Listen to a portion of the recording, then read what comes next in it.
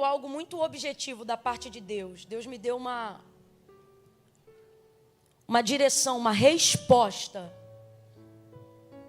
Porque na maior parte das vezes que viemos adorar o Senhor, queremos de Deus uma resposta. Não porque Ele tem a obrigação de dar, não é um pedido impositivo, mas é uma necessidade até para não errarmos, para continuarmos agradando Ele, para termos certeza de que estamos no caminho certo, fazendo a coisa certa, sobretudo quando nós passamos a entender que tudo que temos na nossa vida e que tem dado certo é obra e graça de Deus. Então não queremos caminhar sem essa presença, não queremos caminhar sem o seu conselho, não queremos caminhar sem sermos guiados pelo som da sua voz. Às vezes entramos em dilemas profundos, pela dificuldade de reconhecer se é a nossa vontade, se é a vontade de Deus, se é o uso da nossa razão, da nossa consciência, e se na verdade Deus quer uma ação de fé. E se quando quer uma ação de fé, se estamos caminhando para onde Ele está apontando, ou se estamos sendo ousados demais e podemos errar, talvez sendo guiados pela vaidade, pelo ego, de querer viver algo grande, de querer contar um milagre extraordinário, quando tudo isso precisa habitar na tricotomia do nosso ser, né? Carne, alma, espírito. É difícil fazer com que os três estejam o tempo todo em harmonia. Então essas dúvidas deixam a gente atordoado, deixam a gente com a mente confusa, deixam a gente angustiado. Alguns aqui lutam contra crise de ansiedade, síndrome do pânico, gastrite nervosa. Alguns aqui estão perdendo cabelo, perdendo tempo, perdendo dias, porque querem fazer e têm até disposição para fazer, mas estão aguardando de Deus um aval.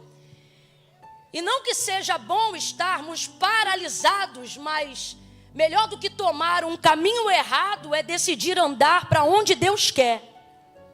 Deus não perde tempo, Deus não perde viagem. Enquanto eu ministro aqui, Deus fala comigo que essa noite é noite de resposta, porque muitos corações estão ansiosos.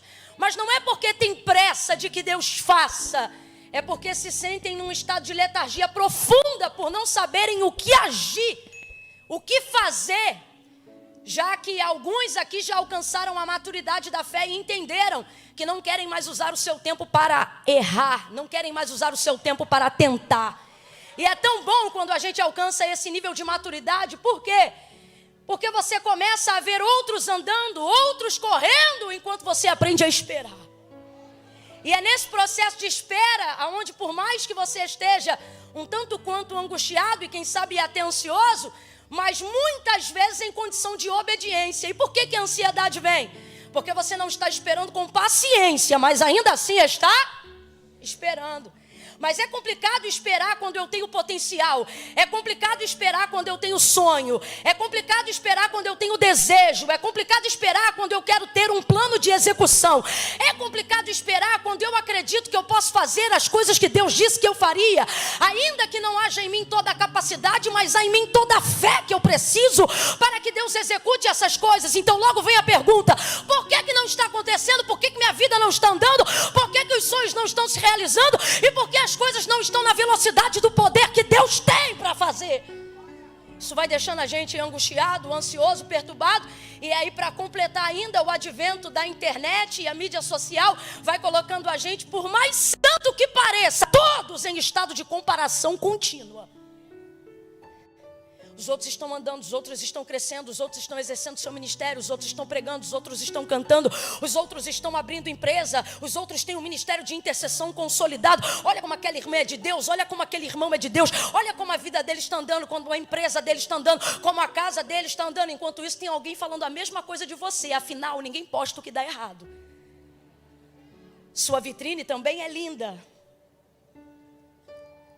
E isso vai gerando na gente uma ansiedade tão grande. E aí Deus falou: diga que essa noite é noite de resposta. Duas verdades. Primeira, aprenda a esperar com paciência. Mas o fato de não ter paciência, todavia, ainda assim esperar, coloca você em posição de vantagem, porque é melhor esperar a hora que Deus quer fazer do que meter a mão aonde você não está preparado ainda para meter, do que entrar aonde você ainda não deveria entrar. Por isso o profeta Isaías, ele vai resumir, né? A Bíblia é tão maravilhosa, gente. A Bíblia verdadeiramente, ela está acima do kairós, do tempo do homem. Ele vai dizer com tanta propriedade: os jovens se cansarão, os mancebos certamente cairão. Vamos traduzir? Os jovens vão querer velocidade, e na paixão e na força da sua vida e da sua carne, vão meter a mão, vão meter as próprias forças, vão ir com o peito, com a raça. Afinal, esse é o vigor da mocidade. Só que eles vão se cansar. Por quê? Porque vão descobrir, irmão, que nem tudo é no peito e na raça, nem tudo é na tua vontade e no teu querer, sobretudo na vida daquele que serve ao Senhor. Aí ele diz assim: e os mancebos certamente se fadigarão. Em outras versões dirão: certamente cairão.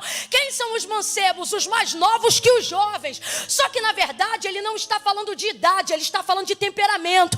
Na verdade ele não está falando de idade, ele está falando de velocidade. Na verdade ele não está falando de idade, ele está falando de quem tem pressa. Ele está dizendo de quem quer alcançar resultados rápidos. Ele está dizendo de quem por imaturidade não tem condições de esperar.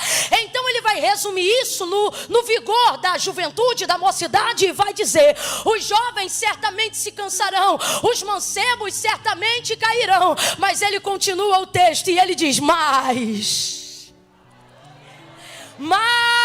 os que esperam, mas os que esperam no Senhor renovarão as suas forças.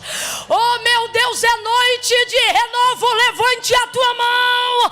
Deus te trouxe no Aviva de terça-feira para recuperar as suas forças. Ele está dizendo: quando eu não te sento, eu não estou te mandando parar, eu estou te mandando esperar. Quando você espera, você está confiando em mim. Não diga que não está acontecendo nada só porque você não está fazendo nada.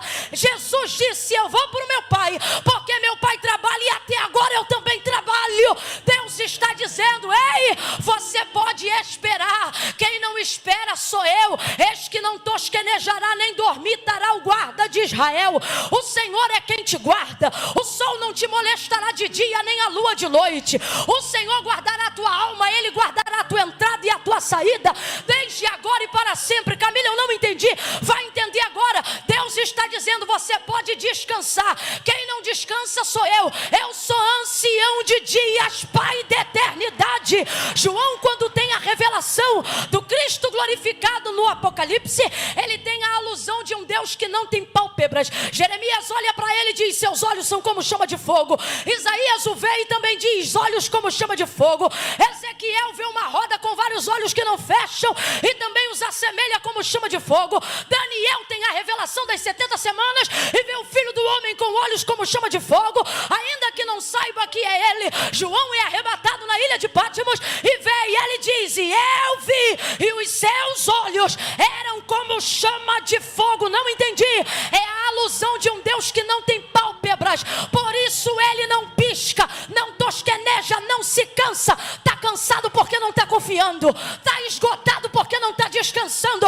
Deus está dizendo: eu cumpro o meu plantão direitinho. É você que não está entendendo a necessidade de esperar. É você que não está entendendo que esperar e não fazer nada não é a mesma coisa. Veja uma pessoa parada no ponto de ônibus. Ela está sem fazer nada? Provavelmente está indo para o trabalho, está voltando para a escola, sei lá, para algum lugar. Ela tem destino, ponto de partida e de chegada. Quem está entendendo, diga amém. Só que quando você vê, ela está ali parada. A impressão que você tem é que ela não está fazendo, mas ela está.